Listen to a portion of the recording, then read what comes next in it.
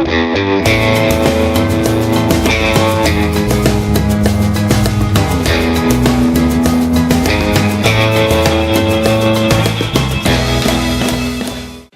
is this thing on? Hello? Hit it again. I think it's on now. Welcome to Hiker Trash Radio, where each week, Doc will drag some colorful characters out of the woods to talk trail and Type 2 fun. If you're aspiring hiker trash, or if you're just looking to understand the hiker trash in your life, look no further. So lace up those boots, gnaw on some jerky, and settle into your 20-mile pace as we fire up the podcast from somewhere deep in the backcountry. It's time to embrace the suck.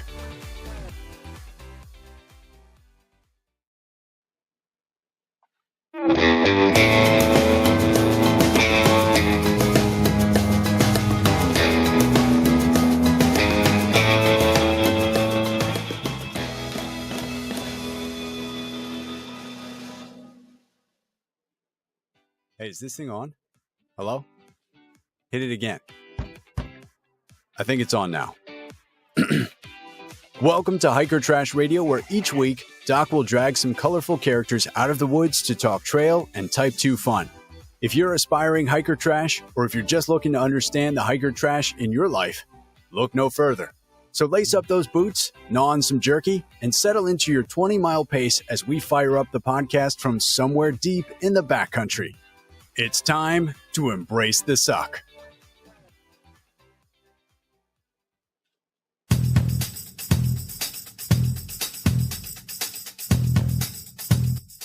We are stoked to partner with Garage Grown Gear on this episode of Hiker Trash Radio.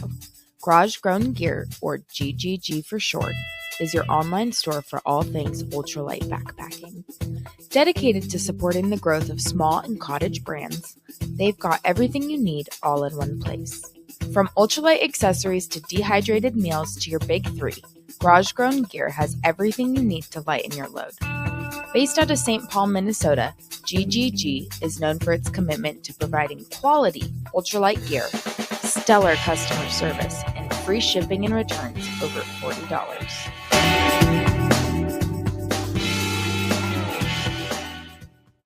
Welcome back to another week on the trail. Dirtbags, hiker trash, and of course, those good-smelling day hikers. I'm Doc, and this is Hiker Trash Radio. Hey, if you like what we're doing here, help us out. Take just a minute. Leave us a review on Apple Podcasts or Spotify or Stitcher or whatever else. Just leave us a review. And if you don't like what we're doing, well, just go ahead and keep that to yourself. All right, let's get to this week's guest, a repeat customer and a good friend of the show, thru hiker and adventure coach, Adam Salinger. Welcome back to Hiker Trash Radio, Adam. How's it going? Hey, Doc. Thanks for having me back. Things are going great. Fantastic. Do you know when your first episode dropped? How long has it been since you've been on the podcast? A long time. I can't remember. 2 years ago? 2 years ago? It's about a year and a half. Your episode came out October 7th. Okay. No. Yeah, that's right. Yeah, year and a half. October 7th, 2023. So as we're talking tonight, All right. it's almost just a little bit over a year and a half, like a day over a year and a half. So welcome back. And your episode at that time, I titled it Advanced Placement Thru Hiking, because I was so impressed with all the knowledge you were dropping out there. Yeah, I've noticed that you've changed your set of questions to the advanced placement questions. I thought that was an interesting coincidence. Yes, I was gonna bring up that connection. You are well suited for today's hiking poll.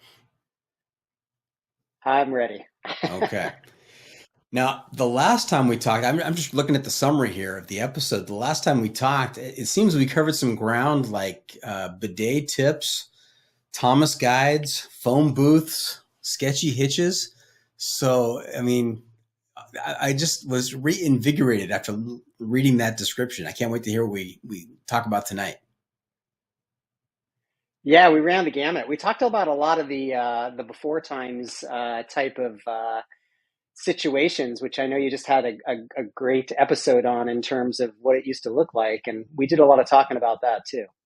We did, the before times. All right. Well, I know from the previous episode and from communicating with you that your trail name is Dreamer. You want to refresh us on how you came by Dreamer?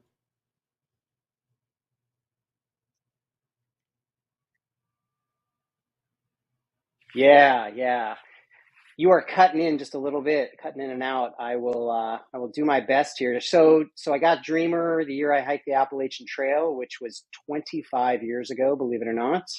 And my name came from the fact that I was one of the only hikers that year from the West Coast, and probably the only hiker from California. It also came from the fact that I was kind of playing with my dreams a little bit during that period of my life. And then finally, that the Appalachian Trail had been a dream of mine since I had been about 8 years old when I found a National Geographic on the Appalachian Trail and one on the Pacific Crest Trail also while I was up at summer camp perusing through some books and learned what long distance hiking was about, and kind of had a little vision in my head at 8 years old. Awesome. Now it's easy and commonplace to have dreams when you're that age. How are the dreams these days? Because I know you and I are of a similar age. I mean, how are the dreams going? Dreams are going well. Dreams are going well. I'm making long lists of things and places I want to go, and I'm seeming to go most of those places. I'm just kind of chipping away at it, and lots of them I've thought about for lots and lots of years, dreaming about them for lots and lots of years. So I'm hoping to kind of keep that up, and if I can get my way to retirement, I can start chipping away at them a little more. You get that whole work life out of the way and you can accomplish so much out there. It does. It does tend to get in the way sometimes, doesn't it, Doc? It does, but we got to pay the bills somehow. Yeah, we do. Now, I know you are a regular listener. Do you have a favorite episode or a favorite guest in the recent past? Well, I think Nick Fowler and Garmire are my favorite guests, but I think one of my favorite episodes as of late was the Before Times one, just because I could identify with so much of that. I think he had hiked a few years after I had on the AT, like 2003 maybe.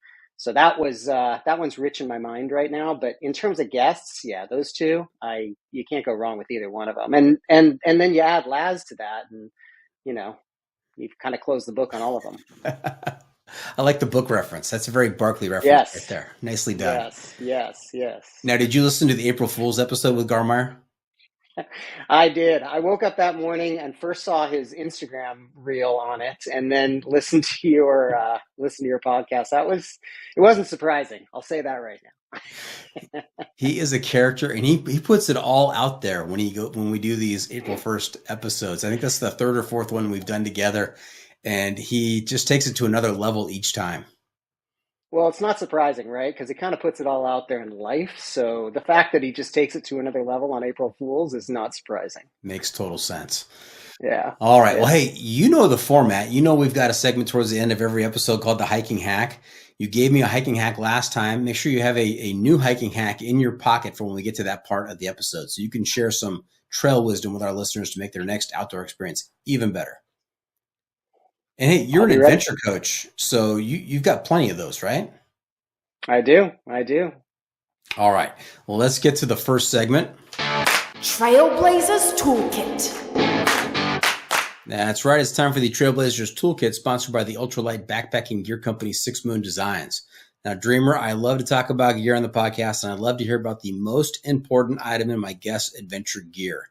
So if you were preparing for your next adventure, and I was the one providing you with all your gear, what is the one specific piece of gear you would insist on being packed? Give me all the details on that piece of gear and tell me why you got to have it out there. And as you know, this could be any type of gear. It could be gear, it could be apparel, it could be a luxury item. It could even be, as I learned last interview, a source of food. So, Dreamer, what is that item in your toolkit?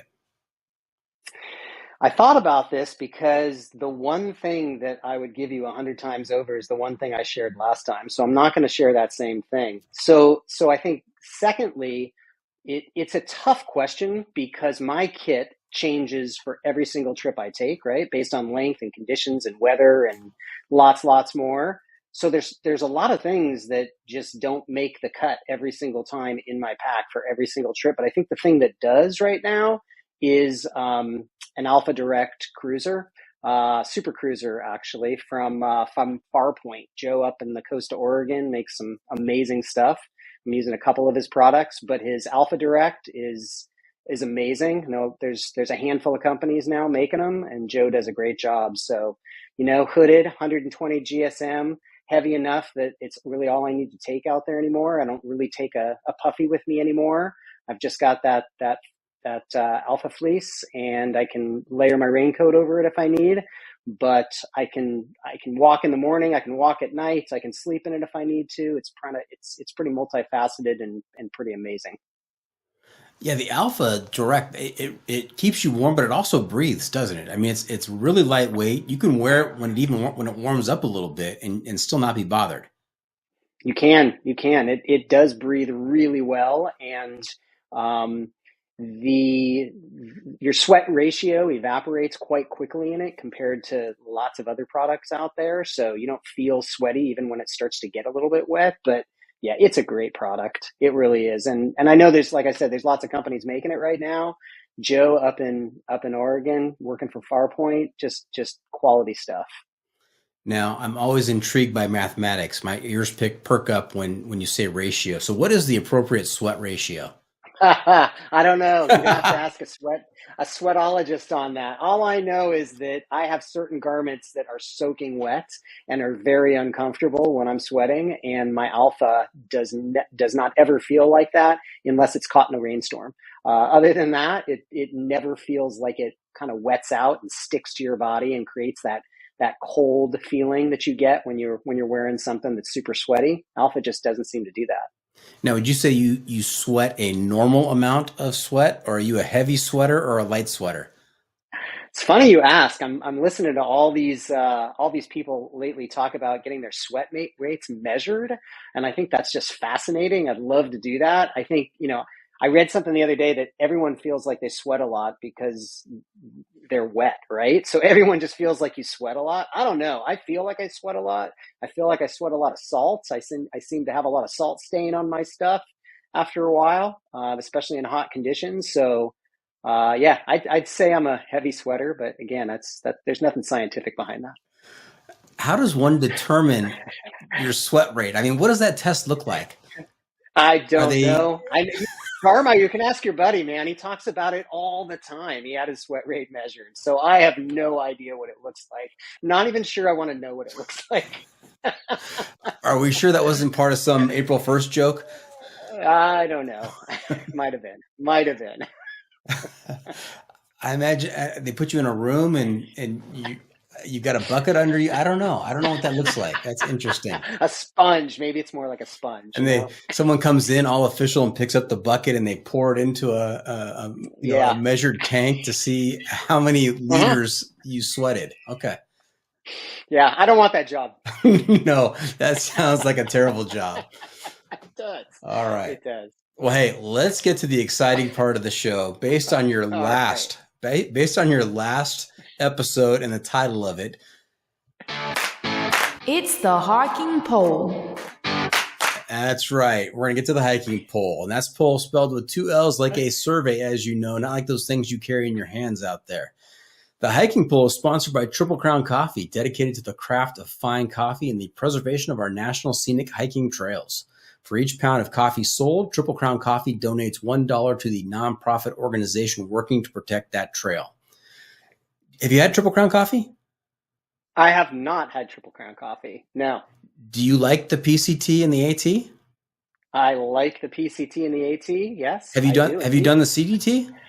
I have not done the CDT. Okay. I've only done the AT of the three. All right. Do you like coffee? I do like coffee. It seems like a natural fit, Dreamer. I might have to check it out. Okay. Tell them Doc sent you. Very good. I will. Okay. I will. All right. This is a 7-question survey. It's going to help me give you a score on the sanity scale from 1 to 100, with 1 being completely insane and 100 being completely sane. Now, I'll give you fair warning. There's an automatic 40-point deduction for anybody that's hiked 30,000 miles or more. I'll take it. Okay. So your top possible score today is 60. Do you remember your score last time? It was in the 30s. I know that. Okay. So that's all I remember. And have you gotten saner or less sane? Pretty much everybody would say less. Yeah. Okay. I'll gauge your answers accordingly then. Okay. Okay. All right. 7 questions. I have created a new set of questions. You've heard them before. You might know what's coming, But because of that, I'm expecting some good stories here. I mean, the hiking pole has actually turned into, instead of a question and answer kind of thing, it's turned into a source of many great stories. I've heard many of them. It has indeed. It sparked some crazy conversation. Yes. All right. So I'm going to ask you the question. You're going to give me your answer, but please, it's not a 1 word or 2 word answer. You get to explain your answer. Give me all the context. That's going to help you with my scoring. See if we can get you down in the 20s. Okay. Let's do it. Okay. Question number 1. What is the hardest to follow leave no trace principle for you? I'm laughing so much right now because I just think this is a really silly question, Doc. I mean, I got so much respect for everything you do, but come on. I mean, be considerate to others is number 7, right? So who is going to tell you that being considerate to others is a hard one to follow out there? I mean, and respecting wildlife, I'm not out there throwing rocks at the animals. So I think I think this is a hard one to answer because so many of them are pretty much innate and you're going to do them no matter what. Leave what you find. I'm hoping people aren't digging up huge rocks and bonsai and carrying them out of the backcountry either. Personally, for me, it's got to be like travel and camp on durable surfaces, I think. And I think there's 2 reasons for that. One, because I do so much off trail in the high Sierras, and when you're off trail, you are thinking about where you step, but you can only think about where you step to a certain degree, right? So you're trying to walk on as much granite and as much slab as you can and stay off of all the alpine growth as much as possible. But it's tough, and I think that's a tough one to follow when you're traveling off trail. Then I think the other one that's tough sometimes is camping. Camping on durable surfaces and making sure that you are 200 feet from water and those kinds of things. I mean, when you're out in the backcountry in the Sierras and you're in a basin up in the middle of nowhere and you haven't seen a person in 2 or 3 days, to not camp on the white sand beach on the lake is pretty tough not to do.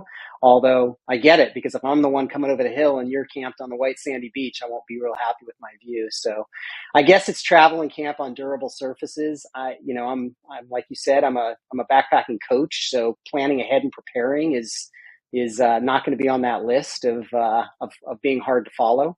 I think most of them aren't too hard to follow, to tell you the truth. All right. Hey, that's a fantastic answer. I've got a couple things to follow up on there. The first is, I don't know too many thru hikers who are going to pick up rocks and carry them with them out. I mean, that's added weight. Nobody wants added weight. The other thing, people collect things, Doc. Come on, people collect things. They want to grab stuff and take it out with them. It's crazy. I agree. The ultralighters aren't doing it. The other thing is, you've just done what I hope this question would accomplish when I created it. And that is we ran through all the leave no trace principles. We highlighted leave no trace. We're putting that out in the universe. More people are becoming more familiar with that. So that's good. But maybe, as you said, maybe this question has run its course. Maybe it's time for you and I to think of another advanced placement hiking pole question. Do you have any suggestions, any ideas?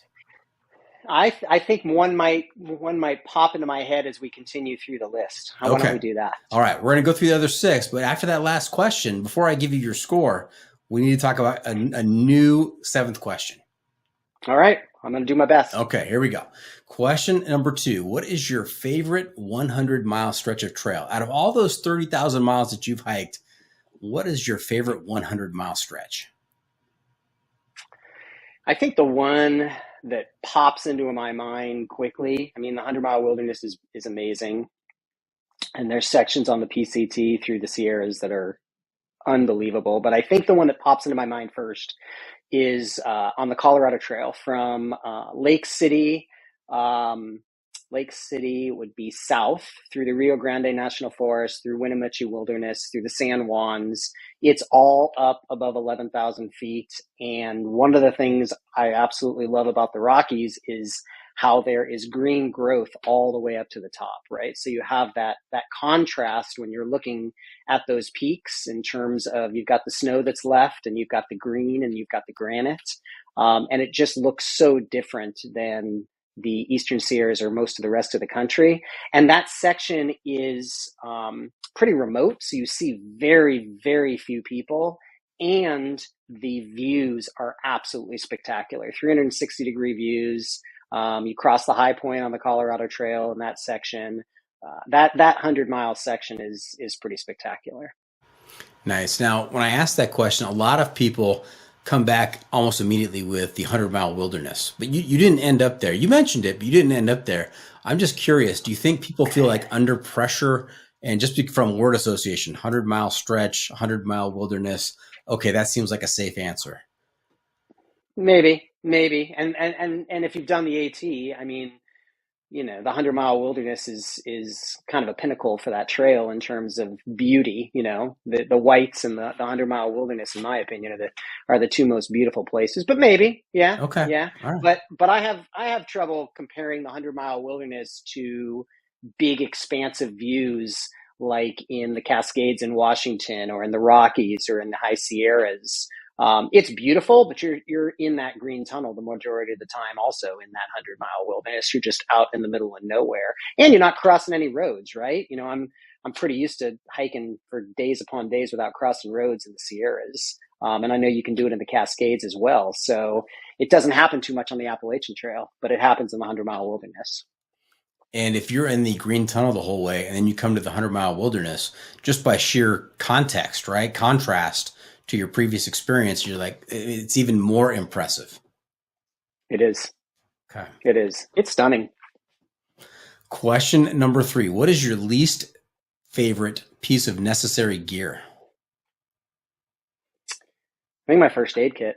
I think it's anything I don't use, the vast majority of the time that I have to carry. And I don't have too many things like that anymore. I don't have too many things that I carry and I'm not using pretty much every day, even multiple times a day, right? But my first aid kit, it rarely gets touched. I've whittled it down a lot in the years. I'm a wilderness first responder, so I know how to use alternate things instead of carrying a bigger first aid kit sometimes, but carrying the right things in that kit. But still, to carry that bag around every day and almost never go in it, it pays off when you need to go in it, but the rest of the time it kind of sucks. Now, does your first aid kit vary depending on the type and length of trip you're taking? First aid kit does vary with those things, and then it also varies in terms of if I am doing a trip alone as opposed to if I'm doing a trip with another person or multiple people. I tend to take a more extensive kit if I'm with other people than I do when I'm alone. And you said you've whittled it down over the years. What does your first aid kit look like now? Oh, it's tiny, and it's got pieces and parts of things rather than whole things, right? So, it's got instead of a whole package of steri strips, it's just got one strip of them. Instead of, a roll of tape, it's got, a cut off roll of tape that's smaller. So it's smaller. It's got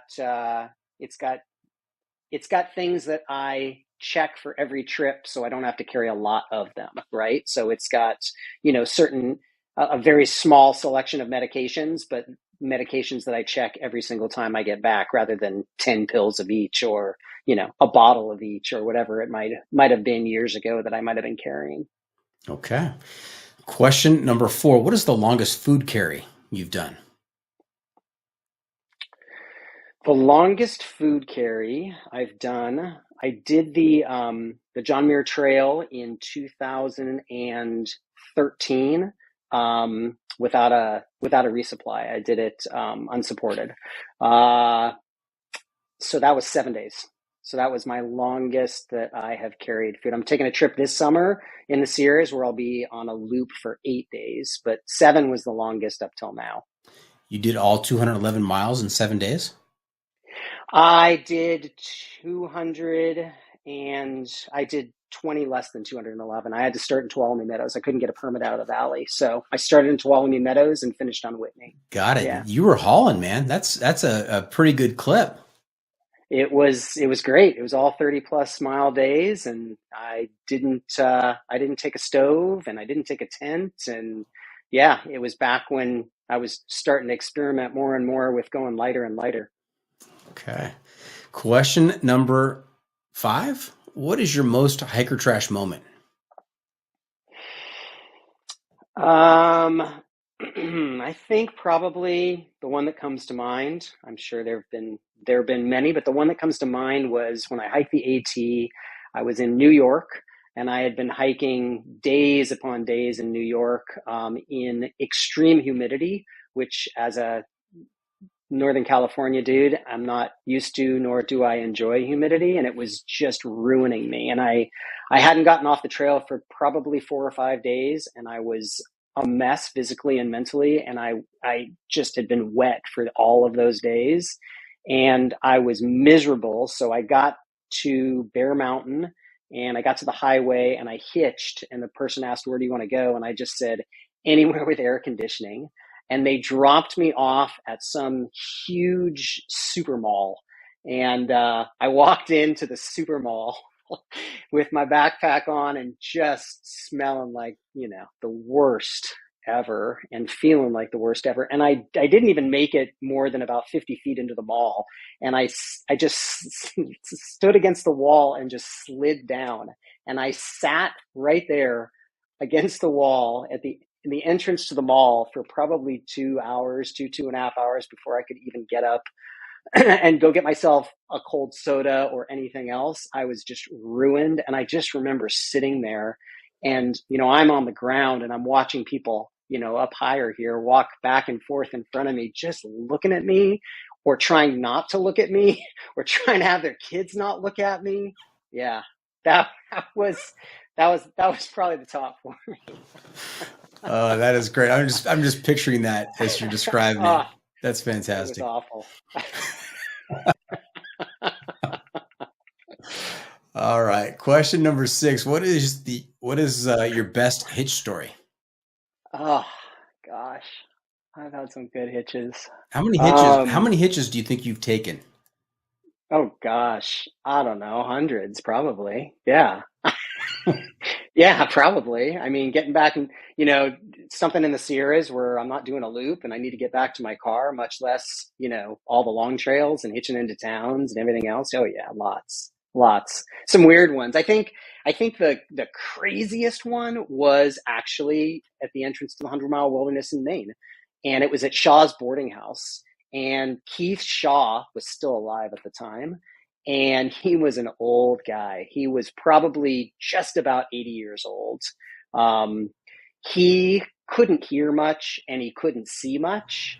And I don't remember where we got off the trail. We didn't get off the trail like on a main road and go into Monson, Maine. We got off on a dirt road and we were picked up. And I don't remember the whole getting picked up and getting to the boarding house, but I do remember there were 7 of us, and it was before the word tramley existed. So we were called the big load because anytime we hitched somewhere, we were a great big load. So Keith Shaw said he would stick us in his pickup truck that had a shell, and he would take us back to the trail. And his wife kind of asked him nicely, and then kind of not so nicely not to drive us. And he was very indignant that he was going to drive us to the trailhead. So he got us in that truck. There were 7 of us. 2 were in front and the rest were in back in this covered bed. And Keith Shaw, who could not see very well and could not hear very well, proceeded to take off down these dirt roads to get us back to the trailhead. And it was one of those things where all of us in the back were sliding back and forth, like knocking into the walls of the pickup, while the 2 people in the front were turned around with their faces against that little window that comes against the back of the pickup, looking terrified, driving all the way back to the trailhead. Kind of bruised up when we got back and kind of in shock. It was wild. He couldn't, when he dropped us off, he got out of the truck, and he was shaking our hands and he was talking to us a little bit, and he turned around and he started walking back to his truck, but he was walking the wrong direction. And one of the people in the group had to kind of re-steer him. So he couldn't even find his way back to his truck after he had driven us on this 12-mile dirt road. So I was wondering about the wife's objection. And I guess there's 3 possible reasons, right? One is that maybe he wouldn't find his way back. He'd get lost. My initial thought was maybe she knew that they'd never be able to get the smell out of the truck if he transported you 7 guys. No, And no, then he did the that third constantly. one was just understanding how dangerous a trip that was for him to be driving you 7. So which do you think it was? I definitely think it was number 3. I think she knew that he should not be behind the wheel, much less driving 7 of us back on a dirt road to the trail. So, yeah, I think it was number 3. What an adventure. Holy smokes. All right. It was. He passed away a couple years later. It was nice that I got to meet him, and nice that I got to meet Mr. Shaw at Shaw's boarding house before he passed away. But yeah, crazy event. Very cool. All right, question number 7, and then we're going to come up with another question. So don't think I've forgotten about that. Question number 7. I know. What is your favorite trail town? So many great trail towns. This 2 summers ago, Colorado Trail again, Lake City, Colorado. Lake City, Colorado has a hiker center run by the minister of one of the churches in town in Lake City. I think it's the Presbyterian Church. I think his name was John, and they have they're a center for the entire community, and the community has stocked this shelving structure with everything and anything that hikers would need, could need. It's packed, and that's cool. But the coolest part is that every Sunday night, at least that's how it used to be, every Sunday night at 6 p.m., there's a community dinner at his church, and it's for all the thru hikers that are coming through town. And when you show up, it's a potluck, and you are kind of like a movie star while you're there. Everybody, wants to talk to you and hear your stories. And I sat with a woman that was 96 years old, and she summered in Lake City, and she spent the winters somewhere down in Texas, I think. And she was a hoot and wanted to know everything about my trip. The entire community is just absolutely amazing. So for sure, Lake City. Okay, Lake City. That sounds like a total hoot, as you said. Fantastic. It was a hoot. All right. Ideas for another question, a replacement question for the leave no trace question. What do you think? I'm not sure. What other questions might lend itself to storytelling?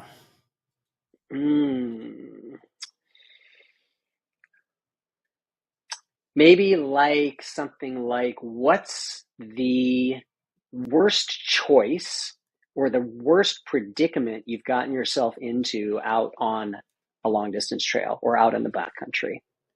I love that. Worst choice you've made on the trail. That's going to lend itself to a lot of stories. A wide selection. Yes.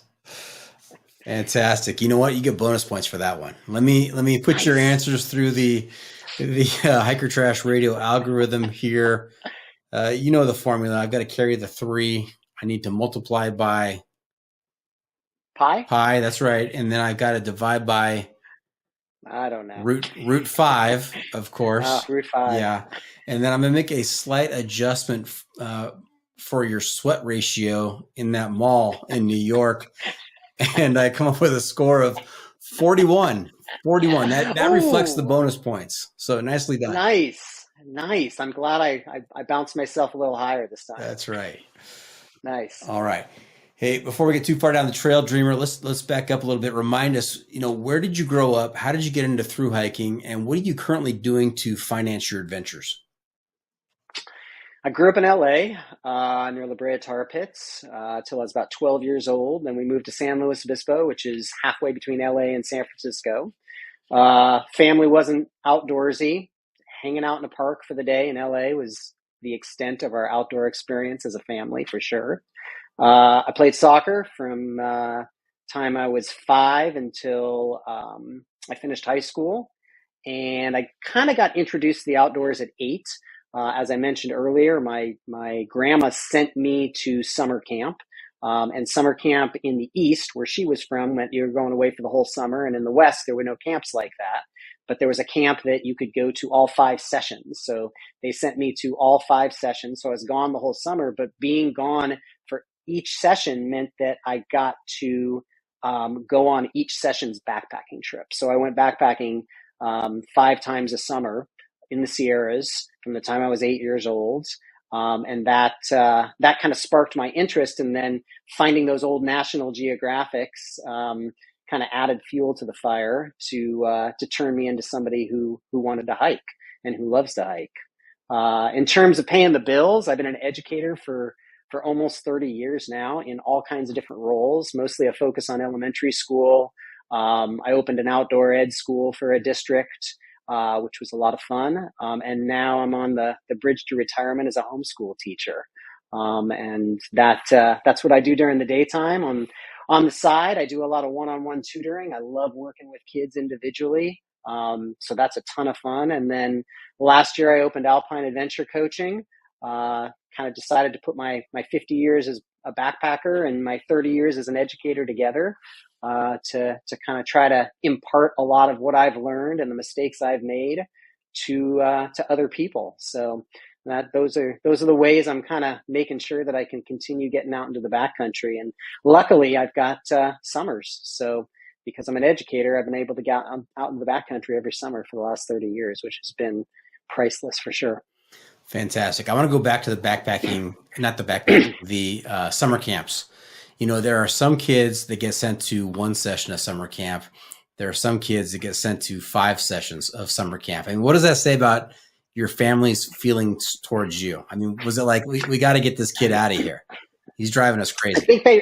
I think they enjoyed the quiet summer for sure. I do. I think they enjoyed it. If it was a win-win, I think my parents did enjoy some time away from the kid, but for me, man, I never would have learned to do half of the adventurous things that are in my life today without being exposed to that summer camp every summer. So I'm super grateful it was possible. It's funny how life's trajectory can hinge on a certain summer, a certain decision, and then 50 years later, here we are. It's crazy. I mean, nobody in my family is interested in the outdoors, has any prevalence towards the outdoors other than appreciating it. Nobody does any of the same kinds of things that I do. And I am pretty confident that that's probably the direction my life would have gone had I not ended up at that summer camp. It truly did change the trajectory of a lot of things in my life. What is your hobby right now if you had not gone to that summer camp? I don't know, landscape and gardening, maybe. I enjoy that on the side, but surely can't compare to the Eastern Sierras, that's for sure. For sure. Hey, let's take a quick break, pay some bills, hear a couple advertisers, and when we come back, we're going to get into what you've been up to lately and what your future plans are. So stay tuned for that, everybody. We'll be right back. All right, welcome back. We are talking to Adam Salinger, aka Dreamer, and the first segment had a lot of fun in that first segment. Had some good stories. Got chastised about one of my questions. Came up with a new question. I mean, Adam feels very comfortable with me, and I appreciate that. I enjoy that, having these heart-to-heart conversations. Whatever it takes to move the podcast forward, I'm with you there, Adam.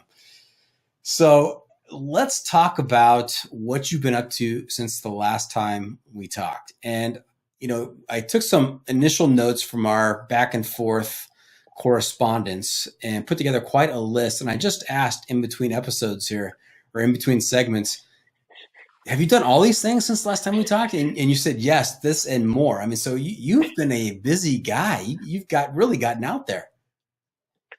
Try to use my time the best possible. I do. I try to get on weekends when I can, long weekends if I can, and definitely making the most of summer, like this last summer for sure. Now, is there a Mrs. Dreamer in the picture?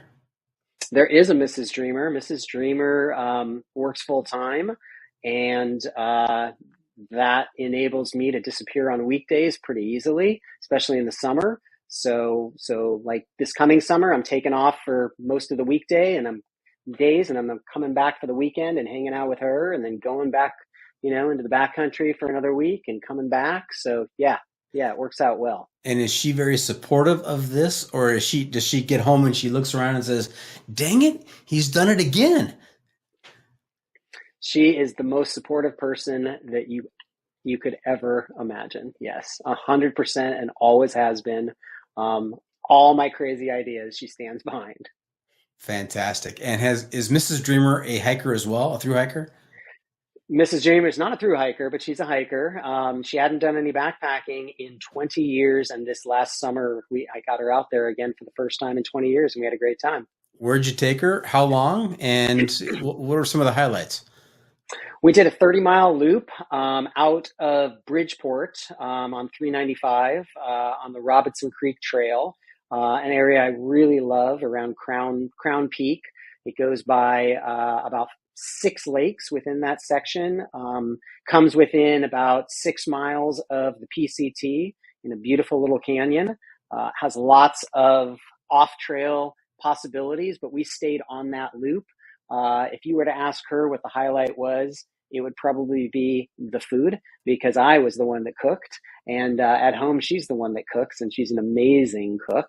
And that was the one thing she asked if I could take care of while we were out there. And I've got a buddy with one of those old cast iron sandwich makers, but his is made out of aluminum. So and it's got a very short handle. So I took that with me with my camp stove. And one night made super amazing, fancy grilled cheese sandwiches with amazing cheese and all these sauteed vegetables. And one morning I made breakfast burritos in much the same way. So I would say that was a highlight in her mind in terms of what the trip was. She didn't have to cook, and she ate some really good food. Now, is it only when you're with others that you eat that well? I mean, on your typical trips when it's just you out there, what are we talking about? We're talking about, I've been doing a lot of cold soaking as of lately. So yeah, it's a little different. It's a little different for sure. Mrs. Dreamer said no to cold soaking. Oh, she says no to cold soaking all the time. Yeah. And you mentioned 395. You've been a lot of places in this country. Your feet have hit a lot of trails, a lot of roads. Is 395 like one of the prettiest stretches of highway in the country? I have to believe it is. It's just God's country. Yeah, it's amazing. It's absolutely spectacular no matter where you are on that road in terms of what you're looking up at on your east side. You've got the entire White Mountain Range, and on your west side, you're looking at, 2/3 of the Sierra Crest right there, just rising up out of the Owens River Valley, straight up, 10,000 feet, straight up as you're looking straight up. So yeah, it's one of the most amazing places on the planet. Yeah, it hurts my brain to look at it. It's just so gorgeous. Yeah. Now let's go East Coast. You did the long trail since the last time we talked. Was this the first time you've done the long trail? Yeah, well, I'd done the first 100 miles of the long trail when I did the AT 25 years ago, but I'd always wanted to go back and do the entirety of the trail. And it was, what have I told people? It was the most challenging established trail that I've ever set foot on, hands down, for sure. I think, I gained a totally different level of respect for East Coast hikers who think that, doing a day hike on the long trail is, just an average kind of thing.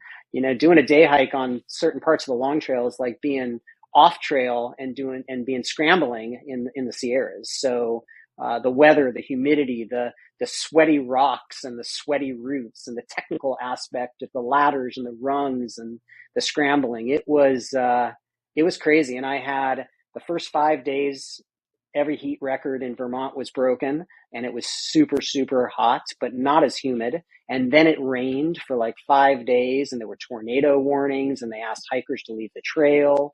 And then it got real humid for a couple days after that. So and then I finished in beautiful weather, but I kind of had every type of weather on that trail, everything. And it took me 16 days. And then I'd always wanted to splice in 2 different events at once. So I found that there was a 50K ultra marathon in Stowe, Vermont.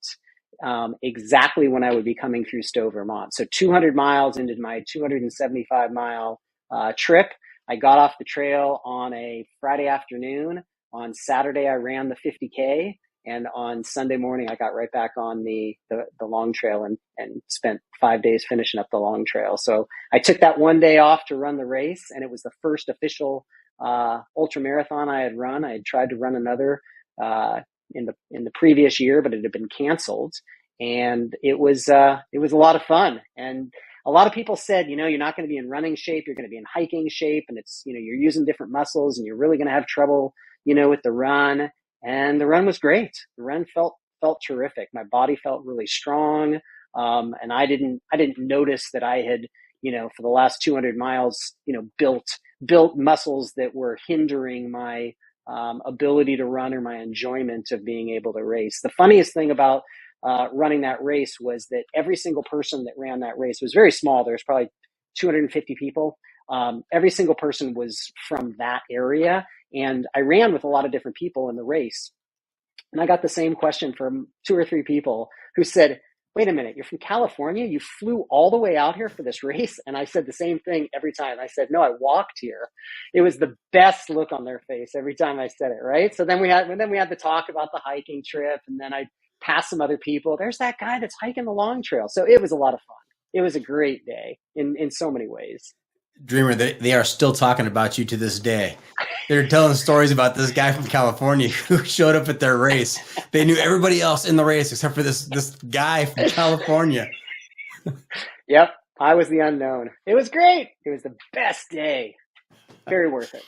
I have to think it's a very small segment of the population that comes off of a thru hike in the middle and runs an ultra marathon and then gets back on the trail. I mean, that has to be a very small percentage of the population, don't you think? I would think so. I had never heard of anyone doing it. I'm sure other people have done it. I had never heard of anyone doing it and had always thought, man, this would be a challenge. This would be super cool. So I was able to do it. I don't know if it'll ever, that will ever present itself again in my future, but it was too good to pass. Oh, and the race itself was on the Von Trapp family property. So it was thousands of acres of just this pristine woodland and farmland. It was just a spectacular course as well. So everything about that day was great. The Von Trapps from The Sound of Music?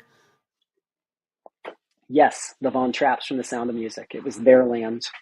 I thought they were in Austria. I didn't know that they were in Maine. They've got an enormous plot of land in Vermont, not Maine, Vermont. Stowe, Vermont. It's like I'm in school all over again. I'm learning all kinds of stuff tonight.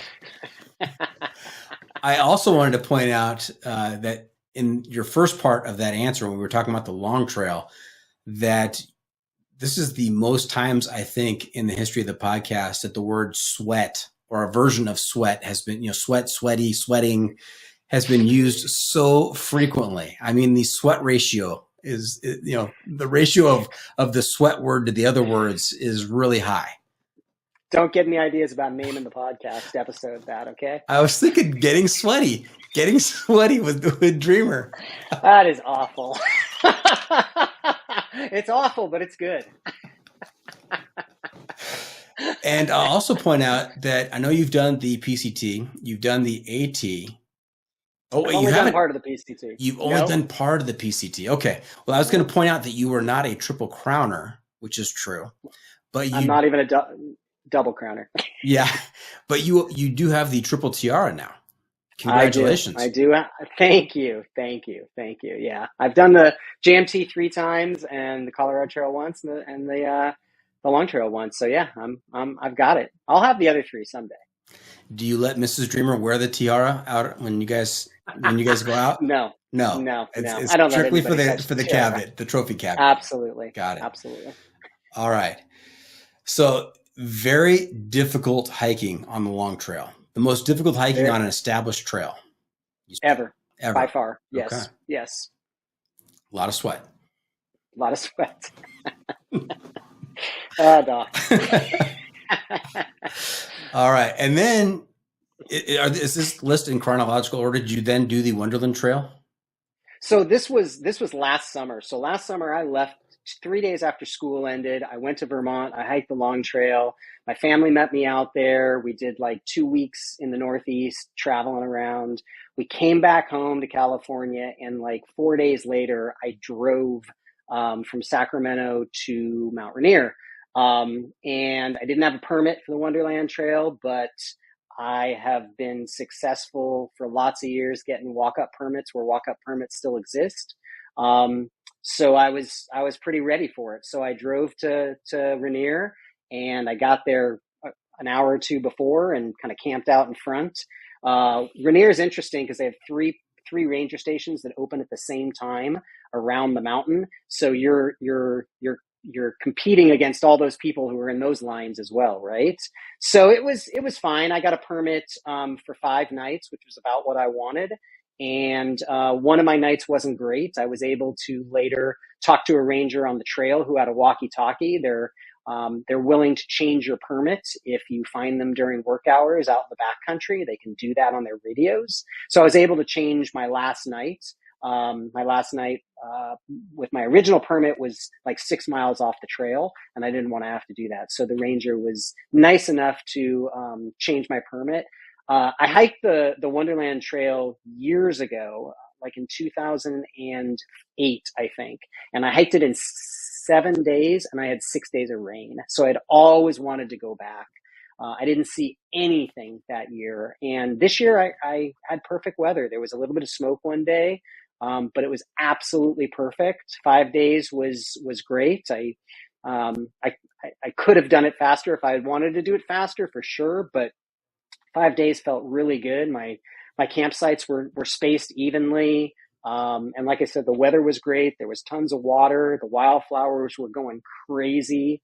And it was a terrific trip. And I planned that trip to front load another trip. I go on a trip every summer with a group of friends who you know some of. Jason Fitzpatrick's one, Jeff Hester's another, and a couple other guys that go with us. And we were going to do the Timberline Trail. So we were all meeting at the Timberline Trail. So I thought I could sneak the Wonderland in before, and it was perfect. I did. Well, when I was done with the Wonderland Trail, I was a day too early to meet them. So I just decided I'd drive straight to Timberline Lodge, and I had in my car, in case I was able to use it, my trail running gear. So I decided that I had this extra day. So I knew we were going to backpack the circle in a clockwise direction over 4 days. So I decided the day before to run it counterclockwise. So the day before, I left at like 4 a.m. and I ran the whole loop counterclockwise, 41 miles, longest I had run up until then. And got back that night and was exhausted and scored a room at the Timberline Lodge and went to sleep and woke up the next morning and they showed up. And I said, I got some good data for the trip. And they said, what?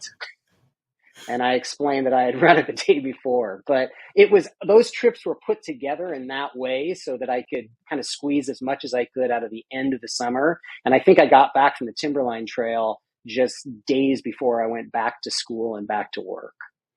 So at what point on the Wonderland Trail or on the way to the Timberline Trail did you realize that you were going to do this? It was once I got my permit and I knew I had an extra day, I started thinking about it. I started thinking, okay, what am I going to do with that extra day? I could go somewhere here up in the Northern Cascades and I could go for a trail run, or I could, who do I know around here? And then the more I thought about it, I was like, trail run. Maybe I could just go and try and run the whole thing. So that's what I did. Did you surprise any hikers during this running excursion? Oh yeah. I surprised hikers, day hikers. There were no other trail runners that day, but there are quite a few people that run that trail every single year. It's a perfect loop. It's 10,000 feet of elevation gain. So it's a lot of elevation gain. And there's one section that is national forest land that has had no trail maintenance in years. And there's got to be 100 to 200 blowdowns. So it's a very, very slow section, but it was much easier as a runner with a small running pack on than it was in my group of 4 with backpacks on. It was much more challenging. It took a lot more time with backpacks on, for sure. I have seen some trail runners out in the Sierras where I think I'm in the middle of nowhere, and I'm like, where did these people come from? I mean, it blows my mind when I have those experiences. Yeah, yeah. You know what that happens to me a lot is, and I know you were there a couple of years ago, is in desolation because you can feel like you're so far out there, but there's lots of trailheads that trail runners combine and put together to put some pretty good runs together where they can get out there and really be deep.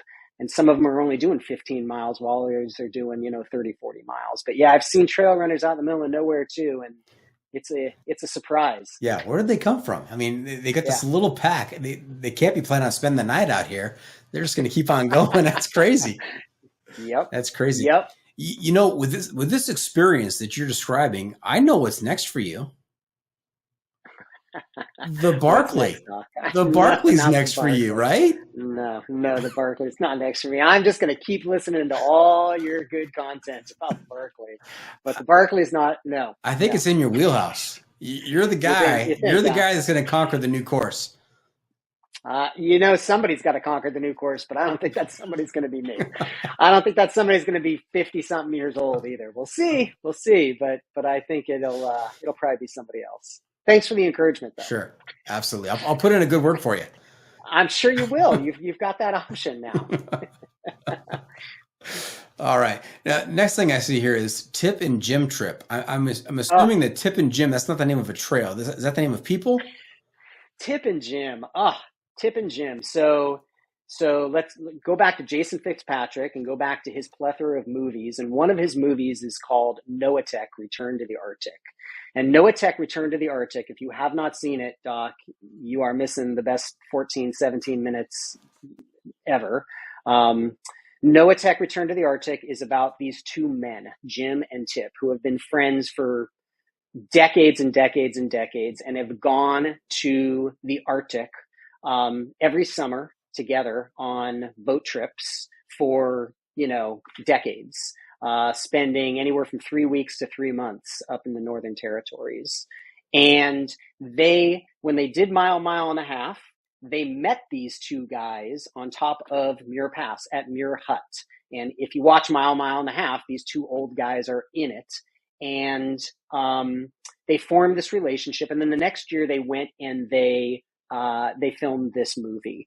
Jump ahead a number of years, and I opened my school, and there's a couple people doing a fundraiser for me. Jason Fitzpatrick and another guy named Chris Smead, another movie maker. They're doing a fundraiser for my school, and part of that fundraiser is to show their movies, but part of that is also to have a discussion panel. And there's some really interesting people on the discussion panel, but Jim and Tip from Noatek was invited to come up to this event. And that was the first time, 2017, that I met Jim. And I established, and we bonded, and we've gotten closer and closer and closer over the years. My daughter is very close with Jim and his wife, Susan. They're terrific people. And I've gotten to know Tip better and better and better over the last year now as well. So I wanted to put a trip together for the two of them into the Sierras. They've done lots of stuff in the backcountry as well, lots of backpacking. One is 86 and one is 84. And they are in better shape than any 86 or 84-year-old I've ever met in my life. So I asked them to make a guest list, and they made a huge guest list. But most of that guest list was everybody that was involved in Mile and a Half. All of the crew that you saw in that movie basically were invited to this trip. So we went on this trip. There were 15 people, and they came and went. There was only one night we had everybody together, and we were up at Muriel Lake. Up just over Paiute Pass, out of North Lake, off of 395 in the Eastern Sierras, one of my favorite places on the planet, Humphrey Basin, that they had been through one time before, but had never really stopped. And the goal was to get them into this basin and base camp for 7 days and do day hikes every single day. So a friend of mine and I drove Jim and Chip down, and it took us a little over, well, it took us 2 trips to get them all the way up and to set up base camp, and it was amazing, and people started showing up. And 2 days in, Jim took a fall, and it was a scary fall, and he was in a lot of pain when he moved his leg in a certain direction. But Jim didn't want to leave the Sierras. He was convinced, one, that it would get better and he would be able to walk out. And two, I think he didn't want to leave because he's 86 years old. And when am I going to get in the Sierras again, right? So Jim was very stoic, and lots of people kind of took turns hanging out with Jim while everybody else went day hiking, and Jim would have dinner with us each night, and it was terrific. And in the end, as people started to leave, he pretty much admitted that he wasn't going to be able to walk out. And I went ahead and hit the SOS on the old Garmin. We had tried to communicate with some rangers down in the valley, and were told they couldn't do much for us, and we just needed to hit the SOS on the Garmin. So hit it, and was able to watch that whole process from start to end, which was fascinating. We hit it early in the morning, thinking it would be maybe 3, 4, 5 more hours until somebody got back to us and got to us. I received a message back in about 90 seconds telling me that we would know more as soon as rescue was dispatched. And less than 12 minutes after that, a helicopter came over the pass at us. And we weren't ready to pack Jim up, but everybody kind of did different stuff. And the helicopter took about 15 minutes to find a place to land, and finally found a place. They didn't have a stretcher. They didn't have anything. They were Fresno Police Department or Fresno Sheriff's Department that just happened to be in Lone Pine at the time, and were dispatched and decided that they could make the rescue. So we moved Jim to the helicopter, got him in, and they flew him down to Mammoth. And my buddy and I, who had driven Tip and Jim up, we met Jim in Mammoth. And so Jim had torn the quadricep tendon above his knee, and he was going to have surgery. And he went home to Watsonville. The end of the story is he was waiting a couple of days for his surgery, and his other quadricep went. And at 86 years old, Jim had to have double quadricep replacement or surgery. And the best news about all of that is that the last time I saw Jim, he demonstrated that he can jump off the ground now. Not only can Jim drive again and walk again and do pretty much whatever he wants to do again, but Jim was showing me that he could actually jump. He was quite sad that he was told by his doctors that he should never run again at 86 years old. That's what kind of guy he is. It was an amazing trip to celebrate these two guys. It was a bummer of what happened, but everybody in the group made the most of it. And I was so grateful that Jim and Chip got that time together, as longtime friends in this beautiful place, God's country up there. It's just spectacular, right? What a fantastic story. And like last episode, I'm learning new things, right? It's always a pleasure talking to you, because you talked about walk-up permits. And sometimes when you can't get your, the golden ticket or the permit online, you've had luck getting walk-up permits, and just putting that out there and telling people, hey, don't be afraid to try that route and be able to get out on those trails.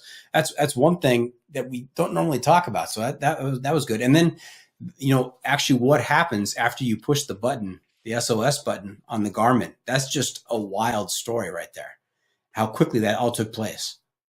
It did. It took place very, very fast. I think one of the things that helped me the most is that I am a trained wilderness first responder. So I prepped my what's called a SOAP note. I prepped that SOAP note so that when they responded to me, I gave them all the pertinent details, everything they absolutely needed. They asked me no questions about my patient, and made that decision on the fly, so to speak, to show up like that fast. So it was a fascinating experience to watch it all happen, and then to talk with everybody about it afterwards, and then to understand that Fresno was sent to us because we were literally 1 mile from the border to the next county, which is Humphrey Peak right there, in the basin. So, and that, some counties charge and some counties don't charge. And it might have looked very different if we were on the other side of that peak than it did where we were. It was fascinating, the entire thing. Now, we have to also let people know that it doesn't always happen like that. The rescue is not always that quick. In fact, I remember talking to, I think her name was Katie Luttrell, trail named Bucky, and she was with a friend. I think they were in the Mount Tom area, and the friend took a spill, I don't know, 60 yards down and ended up breaking her pelvis. And they were stranded there on the side of a mountain for, I think, 24 or 26 hours. And 3 different helicopter attempts. They, because of the winds, they couldn't get close enough, and they ended up getting frostbite and just huddling together for body warmth. They were totally didn't have any cold weather overnight stuff. It was just supposed to be a day hike, and so that was quite harrowing. So it doesn't always happen instantaneously. So you got to be prepared. You do, and we got very, very, very lucky. The most challenging thing for the helicopter pilot was actually taking off at 11,500 feet and trying to, getting enough lift to get that. He landed it on a cliff, so that basically all he had to do was get it off the ground and drop it. So it was fascinating to watch, but I absolutely agree. I'd never heard of any type of rescue that was anywhere near this fast. It was unbelievable. It really was. We were just in the right place at the right time. All right, Dreamer. Hey, tell us a little bit about Alpine Adventure Coaching and how people can contact you if they want to take advantage of your expertise out there. So I opened Alpine Adventure Coaching about a year and a half ago, in terms of just wanting to create a space where I could work with people that were interested in kind of either upping their game or learning what long distance hiking is kind of in the first place, and kind of trying to understand that. The mission statement for Alpine Adventure Coaching is empowering future long distance backpackers with the critical skills and the confidence to plan, prepare, and complete a journey filled with diverse outdoor challenges. And I wrote a curriculum that I am using in a way I didn't really expect to use it. I expected to use it and hoped to use it more of a class situation, but I'm really using it more in an individual one-on-one situation where I'm working with people individually, and I'm pulling out parts of the curriculum that I've written and tailoring that curriculum directly to them. And it's working, and it's a lot of fun. It's hard to break into the market of being able to connect with the people that are interested, are capable, are thinking about this kind of thing. That's been the challenge for me. But finding me is pretty easy. alpineadventurecoaching.com website pretty much has everything, and then Alpine Adventure Coaching is on all of the social media sites as well. Instagram and Facebook especially is where I'm posting. Fantastic. More people need to take advantage. Let me say that again. More people need to take advantage of your expertise. I mean, you've been out. How many nights have you spent under the stars in your lifetime? 30,000. I mean, I have no idea. I mean, that would be an interesting math problem. I'd have to use some of your math equations to figure it out for sure. But yeah, a lot of nights. And, I'm an educator, so that's what I enjoy the most. And working one-on-one is so gratifying, and being able to share things that I have learned, either from others or through my own experiences or through my own mistakes is one of my favorite things to do.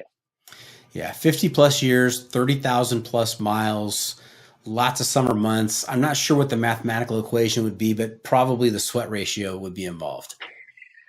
It would. It would, Doc. All right. Hey, what is the next big adventure, or do you have multiple adventures coming up?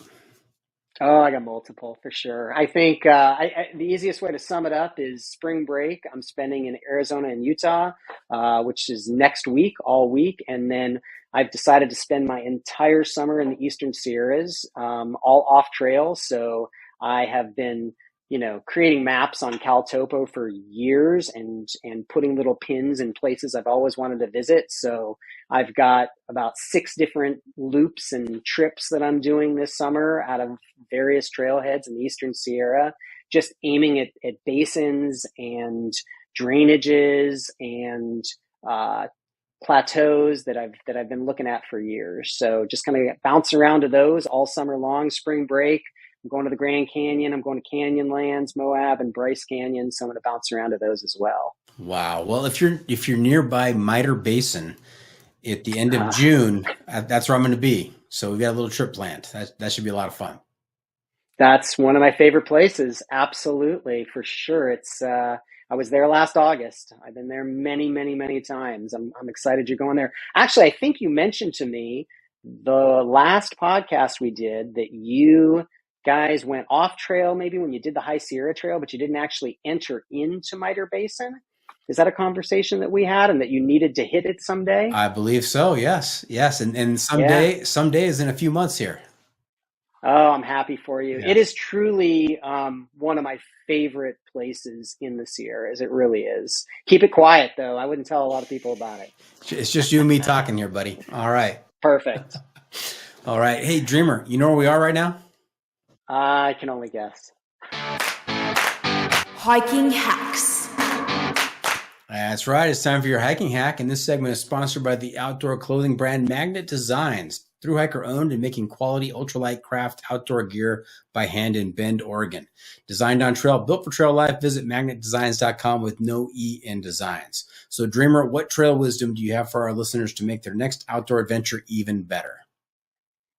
All right, I got 2. I was going to try to fit one into the rest of the podcast, but it never came up. So one is that I have really cold hands. My hands are always really cold. So keeping my hands warm is huge.